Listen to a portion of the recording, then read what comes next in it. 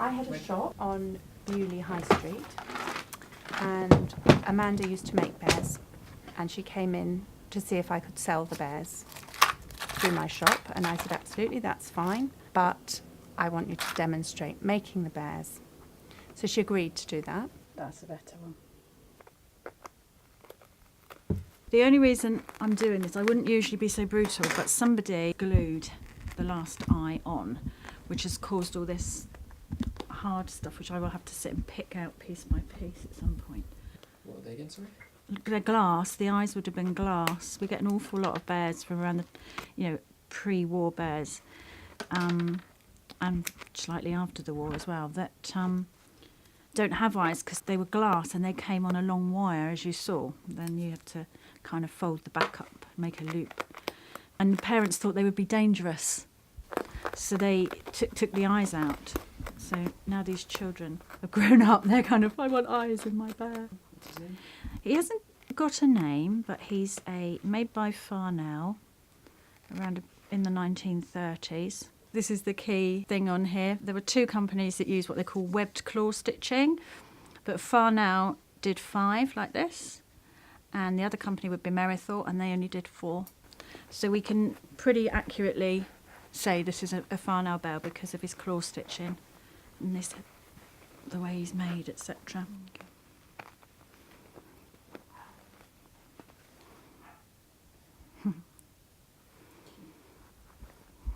Better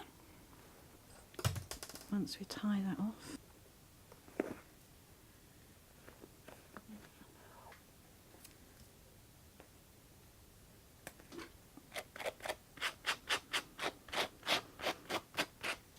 So from this one I can see somebody has actually already been in here, because if you can see the difference between the wood wool, some of it's new.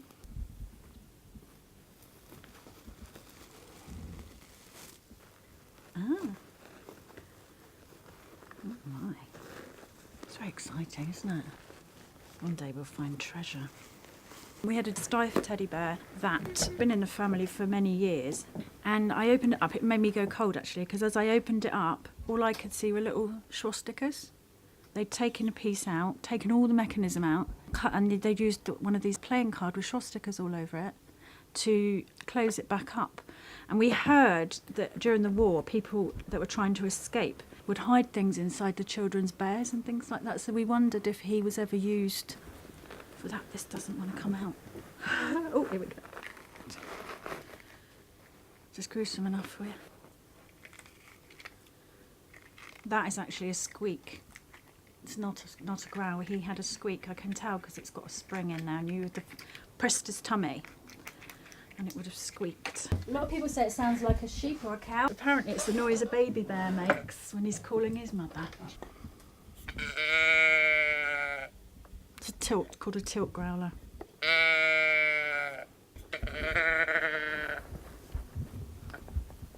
And then where possible, we use all the original. It gets pretty messy. It's a bit like a shopping trolley. You can never get back in everything you take out. You know? How do I get all that in there? So now, ready?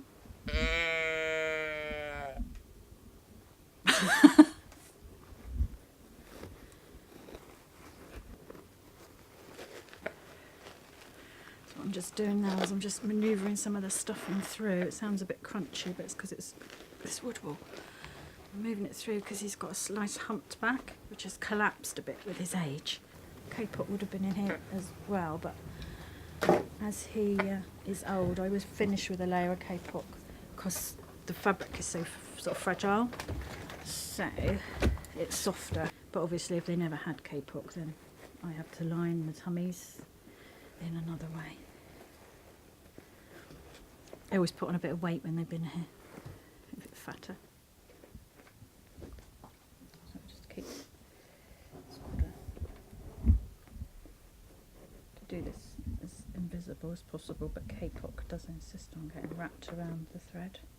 You see it's all coming together now and you can't see the stitching.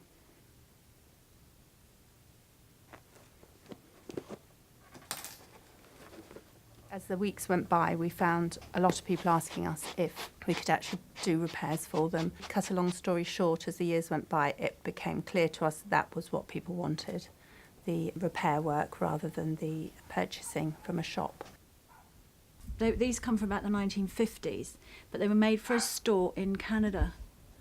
And they were only ever made for that store, so they're really rare. They need a little bit of work on them, so we thought it would be nice to sort of people to see them anyway. They made them especially for Eton's. Apparently there was a little teddy bear character that the children all loved, so they made these pumpkin heads to represent them. But a lot of them come to us with no hair, because in the storybooks you could cut their hair off and it would grow again. So a lot of children got them for Christmas and cut their hair off. They all had a little pair of shorts on. They're very sweet. Their eyes were painted, and obviously I think what's happened here is this one, they painted his eye and put it straight in, so the paint is now on the fur, but we've got to get that off and give him a new eye. I'll start on his toes. Luckily his actual feet are in really good condition. It is literally just the paw pad, the bottom of the foot, that needs attention.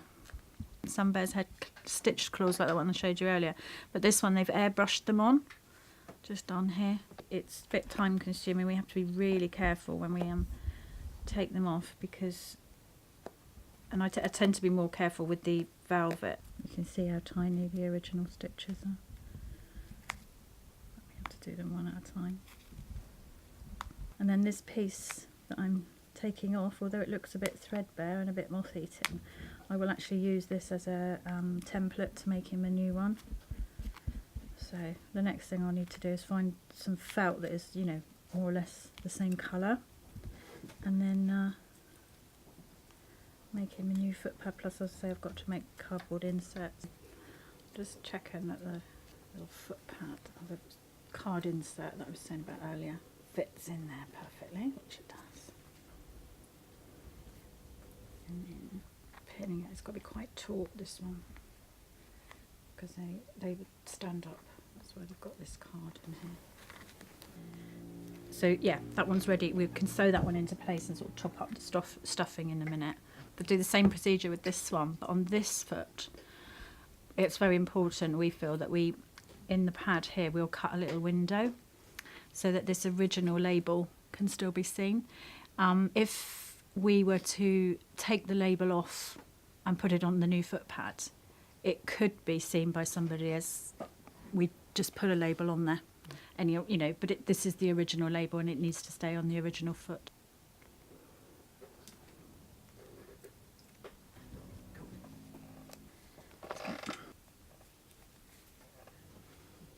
See that?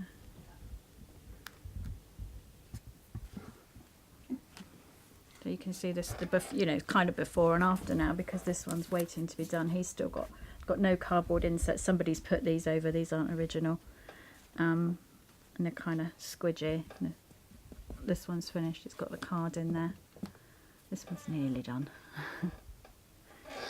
So what I'm doing here is I'm going to replace the head on this teddy bear. This teddy bear's from probably the 1950s, 60s. So he's a mohair bear, and he's stuffed with kapok and wood wool, which we will be able to put back in. And I'm going to replace his head using a cotter pin joint. So this is the cotter pin setup, and we start off with the disc, a washer and the pin, and this piece will go into the head. So this is the start of it. So we have to put this in here with the pin sticking out, because this will end up in the body. Oh, there's a little bit of time now because I've got to stitch that in place. So who is this bear? This is a Merrythought Cheeky Bear, a design exclusive to Merrythought, which is a British bear making company, and the design was invented in 1953. Just after these guys. We're basically going to pull it together around the pin, because we don't want this disc moving. The jingling you can hear is the bells he's got in his ears. Has some a trait of the cheeky bear. They always have bells in their ears.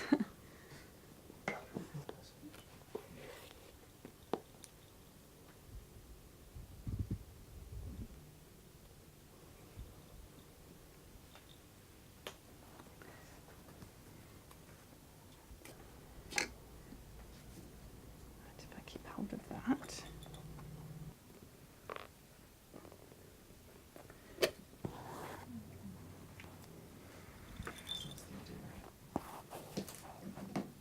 So as I said, I'm going along here, I'm checking that he's all firm and there's no sort of pockets where I've missed the stuffing.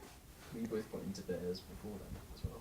Amanda more than me. I've always been passionate about handcrafted items. My shop, and the reason why I wanted Amanda to demonstrate in the shop, was really so that people could see the time and effort and skill and hard work that goes into creating something by hand, instead of walking in and saying, well, I'm not paying that much for that, whatever it is. So for me, it didn't have to be teddy bears. It could have been anything, carpet making, sculpting, art of any sort. But teddy bears were a lovely vehicle in those early days. And as the years have gone by, my passion for them has grown, and my interest in the history and my own skills have grown. And so, yeah, now teddy bears it is.